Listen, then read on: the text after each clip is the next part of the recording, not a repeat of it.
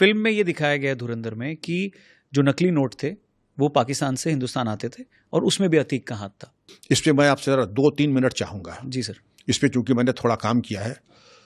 UP Nepal border 771 kilometre लंबा है। 6 जिले हमारे उत्तर प्रदेश के यूपी नेपाल से लगते हैं। आप शुरू कीजिए पश्चिमी उत्तर प्रदेश से, पीलीभीत पे आइए, खीरी पे आइए, खीरी के बाद आप आइए बहराइच, बहराइच के बाद आइए बलरामपुर, श्रावस्ती, महाराजगंज, और ये जो 7 जिले हैं 771 किलोमीटर पे, ये पोरस Indo Nepal UP Nepal border है। अभी मैं बिहार की बात नहीं करूंगा जहां शहाबुद्दीन थे, अभी मैं यहां की बात नहीं करूंगा मुख्तार थे, अभी केवल अतीक और यूपी नेपाल बॉर्डर की बात कर लीजिए। ठीक है। पाकिस्तान का सबसे बड़ा बैंक जैसे हमारा स्टेट बैंक है, हबीब बैंक है, और नेपाल का सबसे बड़ा बैंक जो है राष्ट्रीय बैंक है। ये दोनों का एक जॉइंट वेंचर हुआ, एक बैंक बना नेपाल में, हिमालयन बैंक। अब हिमालयन बैंक वैसे कोई बनता है, कोई बड़ी बात नहीं है, हमारे भी कई कोलैबोरेशन है, नेशनल ग्रिनलेस के साथ हैं, तमाम है, एनजेड ग्रिनलेस वगैरह बने, लेकिन ये बैंक बना ही इसीलिए था कि पूरे यूपी इंडो नेपाल बॉर्डर पे हिमालयन बैंक की शाखाएं खोलिए, किसी को आपत्ति नहीं होगी। लेकिन अगर वो केवल वाणिज्य के लिए हो, कमर्शियल एक्टिविटीज के लिए हो, बिजनेस के लिए हो, या पब्लिक वेलफेयर के लिए हो, लेकिन रौनक जी वो उसका एक ही उद्देश्य था कि बहावलपुर में जो फैक्ट्री लगी है पाकिस्तान आईएसआई ने नकली नोट की, जिसकी डाई की मशीनें अब्दुल करीम तेलगी ने नासिक सिक्योरिटी प्रेस की जब नीलामी हुई थी तो स्क्रैप पे खरीद करके उसको नॉकडाउन कंडीशन में पाकिस्तान को रवाना किया। ये इसकी जड़ें बड़ी गहरी हैं। अब्दुल करीम तेलगी नासिक सिक्योरिटी प्रेस खरीदा, तो वही चीज जाके पाकिस्तान ने रिफर्बिश करके बहावलपुर में लगा दिया।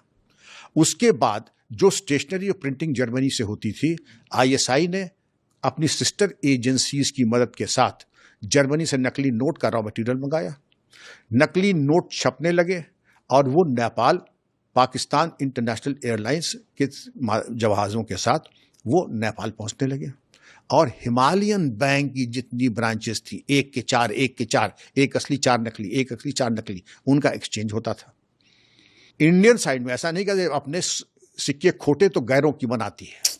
हमारे यहाँ भी जो ब्रांचेस थी, और मैं एक छोटी सी मिसाल दूंगा, स्टेट बैंक की एक ब्रांच में एक महाराज जी थे, वो अकाउंटेंट थे, कहते थे ये बाबा जी हैं, ये अन्न नहीं खाते हैं, ज़मीन पे सोते हैं, और जहाँ पर नियम था कि 3 साल के अंदर पोस्टिंग हो जानी चाहिए थी, वो महाराज जी 7 साल वहाँ पर कुंडली मार के बैठे थे। और लोग कहते थे केवल फल खाते हैं, चाय नहीं पीते, कॉफ़ी नहीं पीते हैं। और अंततोगत्वा जब एंटी करप्शन ने और सीबीआई ने उनकी जाँच की तो मालूम पड़ा कि लखनऊ में 3 महल आलीशान आर्किटेक्चरल वंडर्स उनके महाराज जी के 3 थे, और तीनों में अलग अलग उनकी गर्लफ्रेंड विराजमान थी, बिल्कुल फिल्म स्टार मटीरियल, नाजायज औलादें, और सबके पास अपनी अपनी बढ़िया कार। और ऐसी कार, हमारी आप वाली कार नहीं, आपकी तो कार होगी लेकिन हमारी वाली कार नहीं, वो 25 लाख से ऊपर वाली कार हर बच्चे के पास ना। सॉरी सर, मेरे पास होगी, आपके पास नहीं है कि? देखिए हम लोग बड़े मॉडेस्ट मीन्स के हैं, तो मैं नहीं हूँ सर। चलिए नहीं, दूसरा आपने कहा क्योंकि वो फल खाते होंगे तभी शायद पैसे बचा के वो सब बनाया होगा, क्योंकि आप कैसी बात कर रहे हैं? यहाँ 3 बार गोली खाने के बाद, 4 शौर्य पदक पाने के बाद MIG के मकान में रहता हूँ लखनऊ में, जो मेरे पिताजी ने दिया है। ईमानदारी से इतना नहीं, फल तो मैं भी खाता हूँ।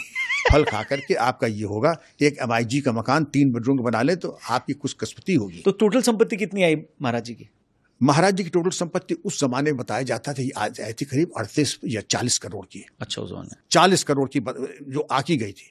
तो ये नकली नोट के बहुत धुरंधर थे। एक ये भी नकली नोट के एक्सचेंज में इनका रोल था, और नकली को असली में मिला करके, असली को नकली मिला करके चलाते थे। अब यहाँ पे 3 मकान हो गए, नाजायज 3 उनकी मिस्ट्रेसेस हो गई, नाजायज औलादें हो गई, हर औलाद के पास वो फोन, कौन सा, ये आईफोन जो लेटेस्ट मॉडल होता है, वो फोन उनके पास। और मालूम पड़े कि अगर उन नाजायज औलादों की अगर आप वार्डरोब देखें, क्या फिल्म स्टार के वार्डरोब में वो परफ्यूम होंगे, एक परफ्यूम की कीमत 25-25 हज़ार रुपए। ये रेट में सब मिला। तो ये बाबा जी की कलई खुली। तो मैं ये कह रहा हूं कि ये जो नेक्सस हुआ था, अब यहां से आपने देखा आईएसआई ने बहावलपुर में नकली नोट की फैक्ट्री छापी, एक बैंक बनाया हिमालयन बैंक, जो कि नेपाल के राष्ट्रीय बैंक से और हबीब बैंक से मिलकर बना, फिर उसके कॉन्ड्यूट्स बनवाए, कॉन्ड्यूट से चला।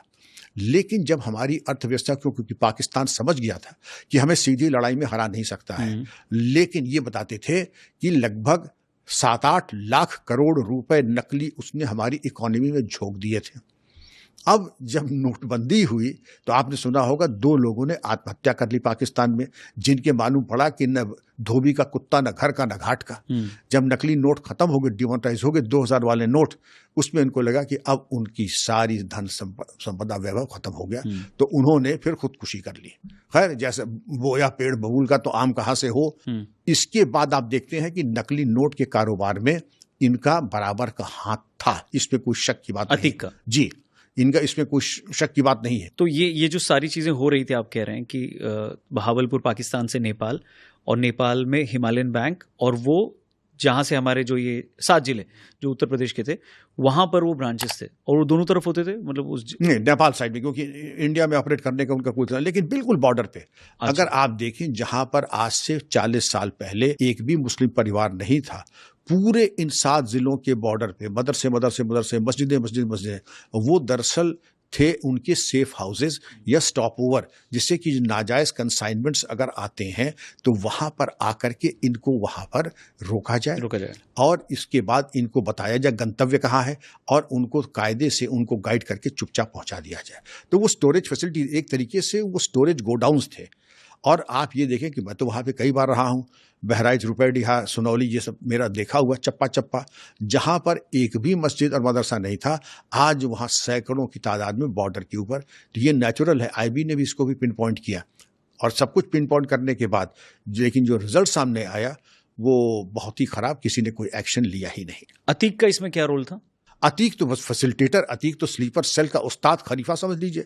100 स्लीपर सेल पे अगर वो कोई बैठेगा या कॉन्डुइट रहेगा तो अतीक ही होगा। अतीक खुद तो कोई नोट का काम नहीं करेगा, लेकिन man power and logistic supplier and provider and protected umbrella वो अतीक था। ये रिवील हुआ था बाद में? ये रिवील हुआ था बाद में, ये तो रिवील हुआ ही था। ये तमाम बातें बाद में